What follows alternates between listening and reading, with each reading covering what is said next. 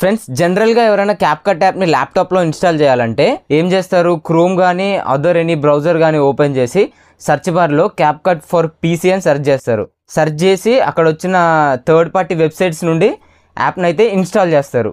But ఇప్పటి నుంచి మీరు ఈ విధంగా చేయాల్సిన అవసరం లేదు. అఫీషియల్ క్యాప్కట్ యాప్ని మీ డివైస్లో ఇన్స్టాల్ చేసుకోవచ్చు. సో ఈ వీడియోలో నేను అఫీషియల్గా క్యాప్కట్ యాప్ని విండోస్ స్టోర్ నుండే ఏ విధంగా ఇన్స్టాల్ చేసుకోవాలో క్లియర్గా ఎక్స్ప్లెయిన్ చేస్తాను. వీడియోని స్కిప్ చేయకుండా కంప్లీట్గా చూడండి. దానికన్నా ముందు మన ఛానల్ని మీరు ఫస్ట్ టైం విజిట్ చేస్తున్నట్టయితే ఈ వీడియోని ఒక లైక్ చేసి మన ఛానల్ని సబ్స్క్రైబ్ చేసుకోండి.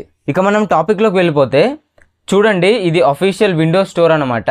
ఇక్కడ సెర్చ్ బార్లో క్యాప్కట్ అని సెర్చ్ చేస్తే ఇక్కడ ఎక్కడ కూడా క్యాప్కట్ యాప్ అయితే కనిపించట్లేదు. సో ఇప్పుడు మీరు ఏం చేయాలంటే ఫస్ట్ మీరు మీ ల్యాప్టాప్ ఆర్ పీసీ సెట్టింగ్స్ అయితే ఓపెన్ చేయండి. నెక్స్ట్ ఇక్కడ టైమ్ అండ్ లాంగ్వేజ్ అని ఒకటి కనిపిస్తుంది కదా, దీనిపైన ట్యాప్ చేసి లాంగ్వేజ్ అండ్ రీజియన్ ఆప్షన్లోకి వెళ్ళండి.